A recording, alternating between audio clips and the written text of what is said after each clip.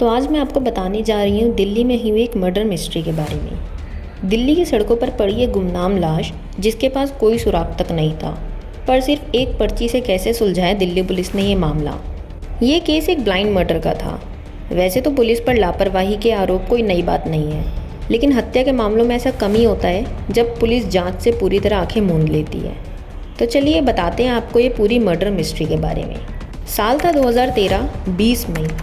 Delhi police को footpath पर एक अज्ञात व्यक्ति की लाश मिलती है जिस पर बुरी तरीके से चाकू के निशान थे। जी हाँ, उत्तर पश्चिम दिल्ली के भीड़ भाड़ वाले इलाकों में से एक ब्रिटेनिया चौक। लोगों की इस भीड़ और ट्रैफिक से थोड़ी दूर फुटपाथ पर शख्स बेहोश पड़ा था और फिर वहाँ से गुजर रहे लोगों ने नोटिस किया कि ये किसी का शव है और इसी बीच पुलिस को फ़ोन पर सूचना दी जाती है। सुभाष प्लेस थाने की पुलिस मौके पर ही थी और बेहोश शख्स का मुआयना करती है। लेकिन ये क्या, इस शख्स के शरीर पर चाकुओं के निशान थे और शरीर से काफ़ी खून भी बह चुका था। पुलिस ये पता लगाने की कोशिश कर रही थी कि क्या ये शख्स अभी भी जिंदा है या नहीं, लेकिन फिर पुलिस ने ज़्यादा समय बर्बाद ना करते हुए उसे हॉस्पिटल ले जाना सही समझा।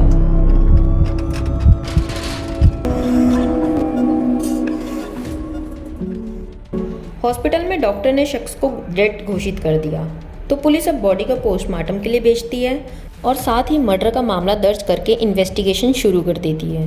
शुरुआती जांच से पता चला कि बॉडी की जेब से उसका पर्स और मोबाइल गायब है। तो क्या किसी ने लूट के इरादे से इस शख्स का मर्डर किया था या फिर मर्डर करके इस घटना को लूट का रूप देने के इरादे से ऐसी साजिश रची गई थी? जाहिर है, बिना किसी ठोस सबूत के पुलिस के लिए नतीजे पर पहुंचना नामुमकिन था। हालांकि बॉडी और घटना के हालात से तो ये मामला लूट का लग रहा था, पर पुलिस की कोई भी थियोरी इस बॉडी की पहचान नहीं कर पा रही थी और ना ही पुलिस को कोई सुराग मिला। लेकिन इसी बीच बॉडी की तलाशी के दौरान मिले कागज के एक छोटे से टुकड़े पर पुलिस का ध्यान जाता है और पुलिस एक बार फिर उस क्लू के सहारे इन्वेस्टिगेशन को आगे बढ़ाने का फैसला करती है। लेकिन ये गुमनाम लाश पुलिस के लिए किसी पहेली से कम नहीं थी। ध्यान से देखने पर पुलिस को पता चला कि जो पर्ची उन्हें इस बॉडी में से मिली थी उस पर कुछ होटलों और वेटरों के नाम लिखे थे। तो क्या ये शख्स किसी होटल में काम करता था? बात भले ही पुख्ता ना हो, लेकिन अब पुलिस को एक सुराग तो मिल ही चुका था। कम से कम अब पुलिस होटल लाइन से जुड़े लोगों से इस बारे में पूछताछ तो कर ही सकती थी।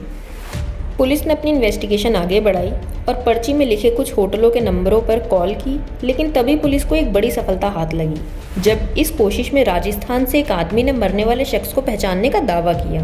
घटना के बारे में और मृतक के बारे में सुनने के बाद होटल में फ़ोन उठाने वाले आदमी ने बताया कि ये सच है या नहीं मुझे तो ये नहीं पता, लेकिन जो व्यक्ति मरा है शकूरपुर निवासी उम्मेद हो सकता है। वो वेटर सप्लायर का काम करता है। अब तक पुलिस को पता चल चुका था कि उम्मेद शकूरपुर के एल ब्लॉक में रहता है, इसलिए पुलिस ने डेड बॉडी की फ़ोटो खींची और एल ब्लॉक में उसके परिजनों की तलाश करने का फैसला किया। इस बार पुलिस की कोशिश काम आई। तब जाकर एल ब्लॉक में उम्मेद की फैमिली मिली और उम्मेद की फ़ोटो देखते ही उम्मेद की पत्नी और उसका भाई फूट फूट कर रोने लगे। उन्होंने बताया कि उनका भाई और उनका पति उम्मेद हर 2 हफ्ते में एक बार राजस्थान से घर आता था, लेकिन इस बार वे नहीं लौटा था।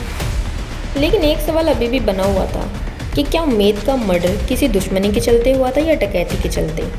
इस सवाल का जवाब जानने के इरादे से पुलिस ने उसके परिवार वालों से कुछ चीज़ें जानने की कोशिश की, जिससे ये पता चला कि उम्मेद के पास एक मोबाइल फ़ोन भी था जो लगातार बंद जा रहा था।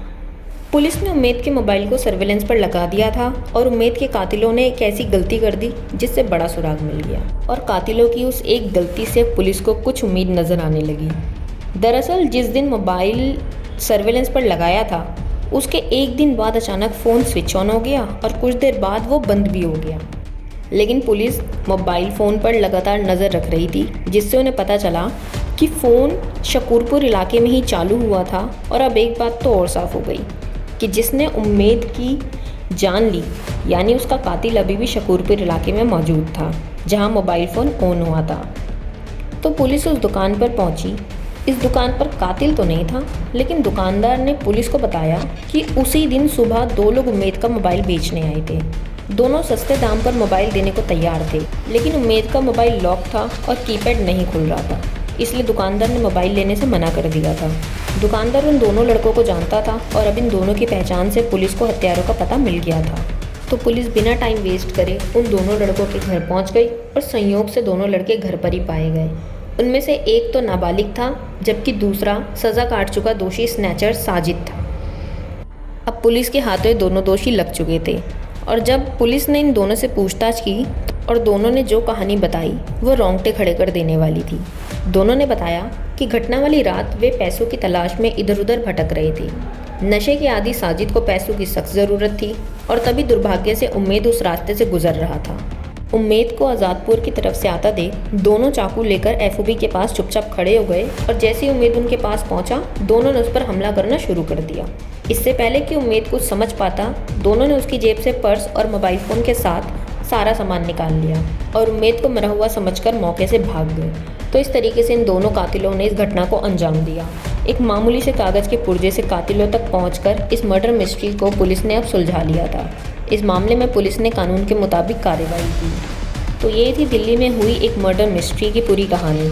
ऐसी और कहानी सुनने के लिए आप वीडियो को लाइक करो, कमेंट करो और चैनल को सब्सक्राइब करो। Thank you.